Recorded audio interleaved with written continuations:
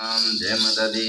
आप सबको लग रहा होगा कि श्री राम जी के फोटो के आगे ही अपन सारी चीज़ें क्यों करते हैं, क्योंकि शिव पुराण मुझे श्री रामचंद्र जी को सुनाना है, वो सब जानते हैं, फिर भी उनको सुनाना है, और ताकि आप सबको भी इस बहाने आप सब तक पहुंच जाए, आपका और आपके परिवार का भी कल्याण हो जाए।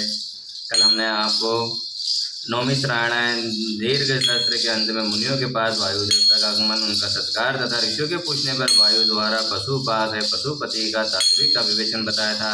आज आपको महेश्वर के महत्व का प्रतिपादन सुनाएंगे, ध्यान से सुने।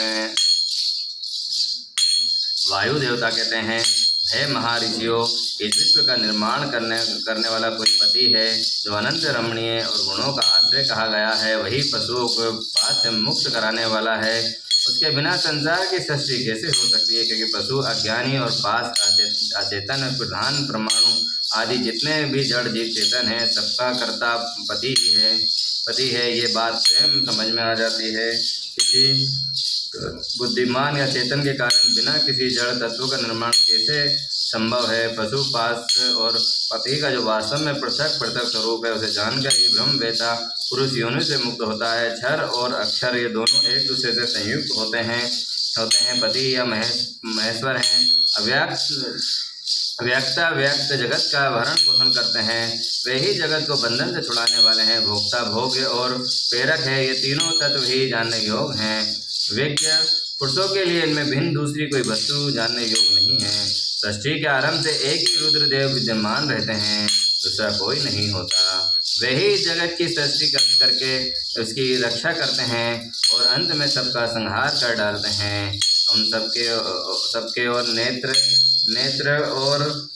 हैं, और सब और मुख और सब और भुजाएं हैं, और सब और चरण है। यही सबसे पहले देवताओं में ब्रह्मा जी का उत्पादन करते हुए श्रुति कहती है कि रुद्रदेव सबसे श्रेष्ठ महान ऋषि हैं। मैं इस महान अमृत स्वरूप अविनाशी पुरुष परमेश्वर को जानता हूँ। उनकी अंग कांति सूर्य के समान है। ये प्रभु अज्ञान अंधकार से परे विराजमान है। उन परमात्मा से परे दूसरी कोई वस्तु नहीं है। इनसे अत्यंत ही सुमक्ष है और इनसे अधिक महान कुछ भी नहीं है।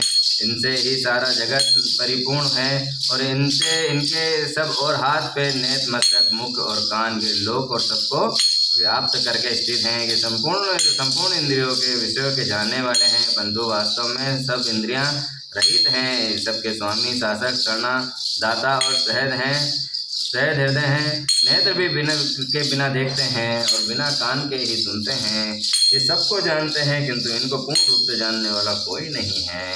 इन्हें पूर्ण रूप से जानने वाला कोई नहीं है। इन्हें परम पुरुष कहते हैं। ये अणु से भी अत्यंत ही अणु है और महान से भी परम महान है। ये अविनाशी महेश्वर हैं। इस जीव के हृदय से गुफा में निवास करते हैं। एक साथ रहने वाले दो पक्षी एक ही वृक्ष पर शरीर का आश्रय लेकर रहते हैं। उनमें एक तो उस वृक्ष के कर्म रूप फल का स्वाद लेकर उपभोग करता है, किंतु दूसरा उस वृक्ष के फल का उपभोग न करता हुआ केवल देखता रहता है। जीवात्मा इस वृक्ष के प्रति आसक्ति में डूबा हुआ है, अंधमोहित होकर शोक करता रहता है। वे जब भी भगत कृपा से भक्त सेवित हो परम कारण रूप परमेश्वर का ही और उनकी महिमा का साक्षात्कार कर लेता है, तब शोक रहित हो सुखी हो जाता है। छंद या क्रतु तथा भूत, वर्तमान और भविष्य संपूर्ण विश्व को वे माया भी रचता है और माया से ही उसमें प्रविष्टि होकर रहता है। प्रगति को माया समझना चाहिए और महेश्वर को माया भी हैं। ये विश्वकर्मा महेश्वर ही परम देवता परमात्मा हैं, जो सबके हृदय में विराजमान है। उन्हें जाकर ही पुरुष परमानंद में अमृत का अनुभव करता है। ब्रह्मा से भी श्रेष्ठ, असीम और अविनाशी परमात्मा में विद्या और अविद्या दोनों गुण भाव से स्थित हैं।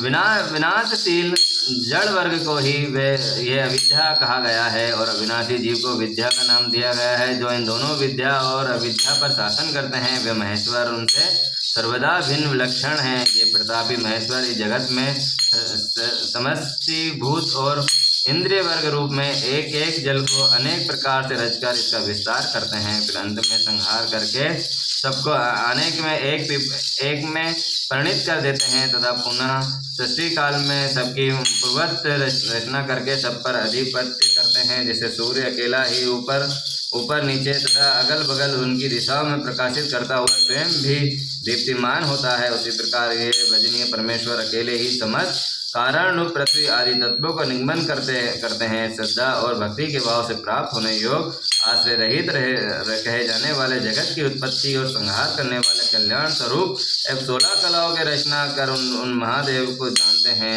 वे शरीर बंधन से सदा के लिए त्याग देते हैं, अर्थात जन्म मृत्यु के चक्कर से छूट जाते हैं। वही परमेश्वर तीनों लोक पर परे निष्काल सर्वज्ञ त्रिगुण धारीश्वर एवं साक्षात परातत्पर है। संपूर्ण विश्व उन्हीं का रूप है। वे ही सबकी उत्पत्ति के कारण होकर भी स्वयं आजन्मा स्थिति योग प्रजाओं के पालक, देवताओं के भी देवता और संपूर्ण जगत के लिए पूजनीय हैं।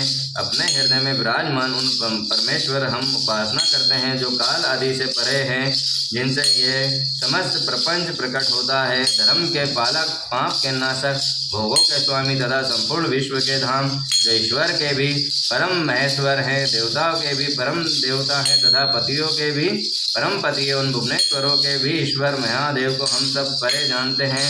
उनके शरीर रूप कार्य को इंद्र तथा मन रूपी कारण भी नहीं है, उनके समान और उनसे अधिक भी जगत में कोई नहीं दिखाई देता।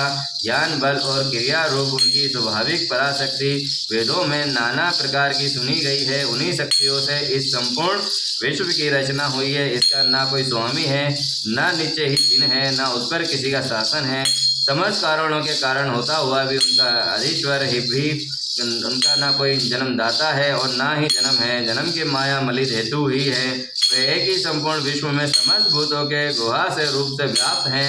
वही सब भूतों का अंतर आत्मा है और धर्माध्यक्ष कहलाता है। वह सब भूतों के अंदर बसा हुआ सबका दृष्टा, साक्षी, चेतन, निर्गुण है। वह एक है, वासी है। अनेक विश्व आत्मा निष्क्रिय पुरुषों को वश में रखने वाला, वे नित्य का नित्य चेतन है। वे एक काम न रहित है और बहुतों के कामना को पूर्ण करने वाला है। ईश्वर की संख्या और योग अर्थात ज्ञान योग और निष्काम कर्म योग प्राप्त करने योग सबके कारण रूप उन जगदीश्वर परम देव को जानकर जीव संपूर्ण पासों बंधन से मुक्त हो जाता है। वे संपूर्ण विश्व के दृष्टा सर्वज्ञ, स्वयं ही अपने प्रकट से हेतु ज्ञान स्वरूप काल के भी दृष्टा, संपूर्ण दिव्य गुणों से संपन्न प्रगति और जीवात्मा के स्वामी और समस्त सात गुणों के शासक तथा संसार बंधन से छुड़ाने वाले हैं। जिन परम देव ने सबसे पहले ब्रह्मा जी को उत्पन्न किया और स्वयं उनके वेदों का ज्ञान दिया, अपने सब रूप विषय की बुद्धि से प्रसन्न विकसित करने वाले उन परमेश्वर शिव को जानकर मैं संसार बंधन से छूटने के लिए उनकी शरण में जाता हूँ। ये वेदांत शास्त्र का परम गोपनीय ज्ञान है। पूर्व काल में मुझे इसका उपदेश किया गया था। मैंने बड़े भारी सौभाग्य से ब्रह्मा जी के मुख से इस ज्ञान को पाया था। जो दम से रहित हो, इस परम उत्तम ज्ञान का उपदेश नहीं देना चाहते। जो अपना पुत्र सदाचारी और तथा शिष्य न हो, उसे भी नहीं देना चाहिए। जिनके परम देव परमेश्वर परम भक्ति और परमेश्वर में हैं, वैसे गुरु भी हैं। उस महात्मा पुरुष के हृदय में ही बताए हुए रहस्य को अर्थ प्रकाशित होते हैं। संक्षेप में ये सिद्धांत की बात सुनो। भगवान शिव प्रगति और पुरुष से परे हैं। वही सृष्टि काल में जगत को रचते हैं और संहार काल में पुनः सबको आत्मसत कर लेते हैं। बोलो मापति महादेव की ही जय। कालों के काल महान काल की जय। बोलो सियावर रामचंद्र भगवान की जय। जय हो शिव शिवा।